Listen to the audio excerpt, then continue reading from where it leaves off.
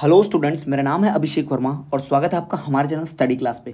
Students, आज के इस वीडियो लेक्चर में हम बात करने वाले हैं प्रथम वर्ष के विषय पूर्व बाल्यावस्था परिचर्या एवं शिक्षा के चौथे एवं अंतिम इकाई के वस्तुनिष्ठ प्रश्न उत्तरों की। इसके पूर्व हम तीनों इकाइयों के वस्तुनिष्ठ प्रश्न उत्तर ला चुके हैं। अगर आपने नहीं देखी तो उन वीडियोज़ को देख लीजिए, चैनल पर मौजूद है। डिटेल नोट्स के लिए भी आप हमें इन नंबरों पर संपर्क कर सकते हैं। बहुत ही कम दाम में आपको सारे नोट्स मिलेंगे और साथ ही साथ चैनल के प्लेलिस्ट चेक करेंगे तो आपको सभी यूनिट की वीडियो लेक्चर भी मिल जाएगी। तो चलिए शुरू करते बिना किसी देरी के, लेकिन उससे पहले छोटी सी रिक्वेस्ट कि चैनल पर नया है तो चैनल को सब्सक्राइब और बेल नोटिफिकेशन ऑल जरूर रखिएगा। चलिए शुरू करते हैं। पहला, अवलोकन की प्रक्रिया में मूलतः कितने चरण होते हैं? जी हाँ, अवलोकन की प्रक्रिया में कितने चरण होते हैं? तो 3 चरण होते हैं।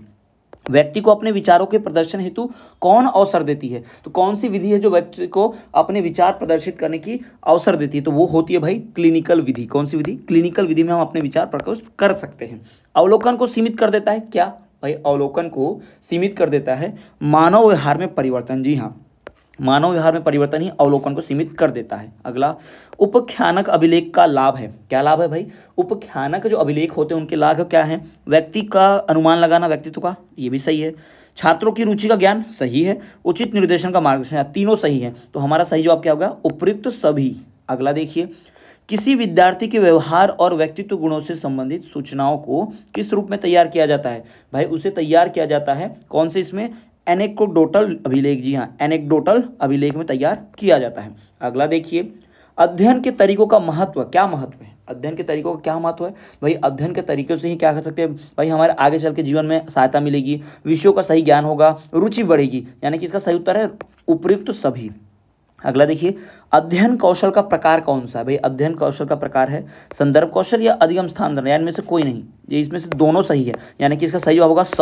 उपरोक्त अ और ब, ये दोनों क्या है? एकदम सही है। अगला देखिए, अवलोकन का प्रकार नहीं है। इनमें से कौन सा ऐसा है जो अवलोकन का प्रकार नहीं है? अर्ध सहगामी या फिर सामूहिक जो है अवलोकन का प्रकार नहीं है, ध्यान रखिएगा, यही हमारा सही उत्तर है। अगला, अवलोकन जो है किसके लिए उपयोगी है? अवलोकन जो है वो किस चीज के लिए उपयोगी है? तो वो उपयोगी है भाई आत्मविश्वास के लिए। किसके उपयोगी है? आत्मविश्वास की सुदृढ़ता के लिए। आत्मविश्वास की सुदृढ़ता के लिए अवलोकन जो बहुत ही उपयोगी है। अगला देखिए, हम सीधे सीधे बढ़ते खाली स्थान की तरफ। ठीक है, यहाँ पर देखिए रिक्त स्थान भरेंगे, उनकी बात करते हैं।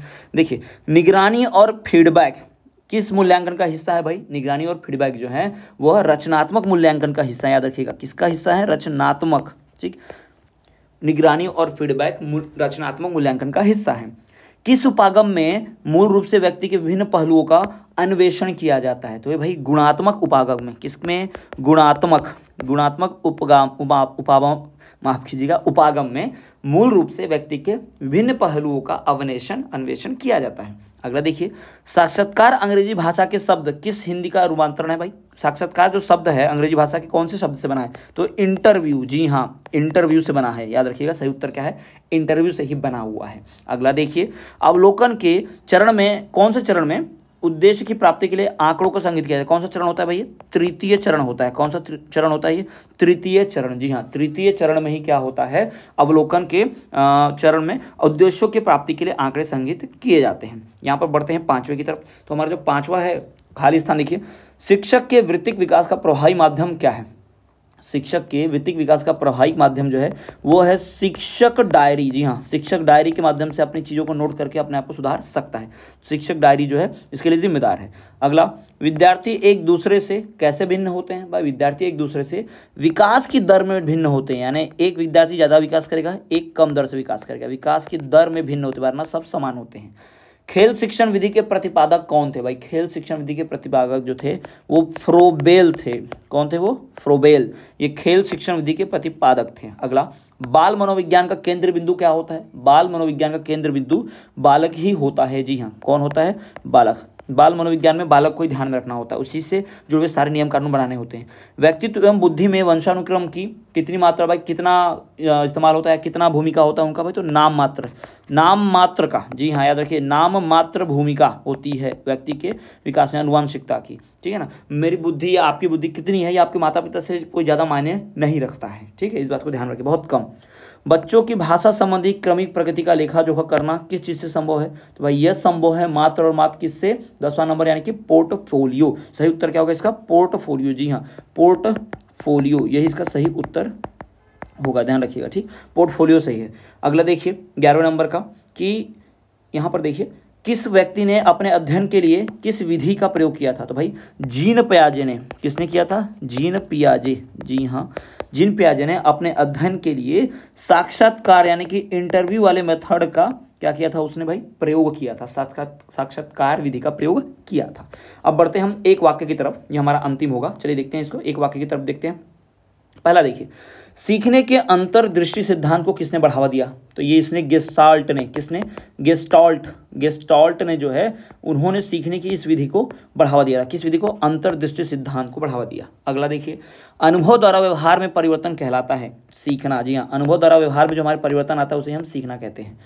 पियाजे ने बच्चों के विचारों को विस्तार से जानने के लिए कौन सा तरीका अपनाया था? तो भाई उसने वार्तालाप का तरीका अपनाया था। वार्तालाप का तरीका अपनाया था। पियाजे ने बच्चों के विचारों को विस्तार से जानने के लिए वार्तालाप का तरीका अपनाया था। अगला, साक्षात्कार एक प्रकार से मौखिक प्रश्नावली है। यह कथन किसका है? तो यह कथन है मैथ्यू आर्नोल्ड का। जी हाँ, मैथ्यू आर्नोल्ड का। जी हाँ, मैथ्यू आर्नोल्ड, ध्यान रखिएगा, इनका कथन है कि साक्षात्कार एक प्रकार से मौखिक प्रश्नावली है।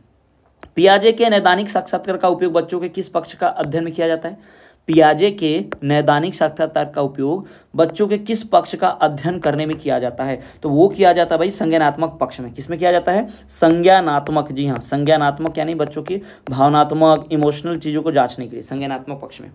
बच्चों का मूल्यांकन कैसा होना चाहिए? बच्चों का जो मूल्यांकन है वो सतत एवं व्यापक होना चाहिए। जी हाँ, सतत एवं व्यापक होना चाहिए। बच्चों का मूल्यांकन सतत एवं व्यापक होना चाहिए। छात्र की प्रयोगात्मक दक्षता के आंकलन का यथोचित रूप क्या है? भाई यह है अवलोकन रूप। कौन सा रूप है? अवलोकन। जी हाँ, अवलोकन ही क्या है? छात्र की प्रयोगात्मक दक्षता को जांचने का एक रूप है। अगला, एक शिक्षक विद्यार्थी को अनुप्रेरित कर सकता है। कैसे अनुप्रेरित कर सकता है भाई? पुरस्कार देकर, उसकी तारीफ कर कर उसको हम क्या कर सकते हैं? अनुप्रेरित कर सकते हैं और पढ़ने के लिए। अगला, शिक्षण का सत्तावादी स्तर है कौन? भाई शिक्षक केंद्रित। जी हाँ, शिक्षण का सत्तावादी जो केंद्र है, सत्तावादी स्तर जो है वो शिक्षक केंद्रित है, यानी शिक्षक कर ही होना चाहिए सब कुछ, पढ़ाई लिखाई। कौन सा वाद बच्चों को अपना ज्ञान स्वयं निर्माण करने का अवसर प्रदान करता है? कौन सा वाद यानी कौन से तरीके की बात हो रही है? तो यहाँ पर रचनात्मक तरीका जो होता है, रचनात्मक वाद जो होता है, भाई बालक को स्वयं से रचना यानी सीखने देने की परमिशन होगी, यानी इसमें छूट होती है। तो बालक जब खुद से स्वयं से रचना करके सीखता है तो वो और ज़्यादा क्या होता है भाई? और ज़्यादा वो होशियार बौद्धिक विकास कर पाता है। तो ये सारे महत्वपूर्ण हो गए वस्तुनिष्ठ प्रश्न उत्तर आपके चौथी एवं अंतिम इकाई के। तो स्टूडेंट्स इसी तरह से आपको सारा पढ़ते रहना है। अगर आपको कोई भी डाउट है तो आप कमेंट कर सकते हैं। वीडियो कैसी लगी जरूर कमेंट करके बताएं। वीडियो पसंद आई तो लाइक भी करें वीडियो को, साथ ही साथ चैनल पर नए हैं तो सब्सक्राइब नहीं किया अभी तक तो सब्सक्राइब जरूर कर दें। तो चलिए स्टूडेंट, मिलते हैं आपसे अगले वीडियो में, तब तक के लिए देखते रहिए हमारा चैनल स्टडी क्लास।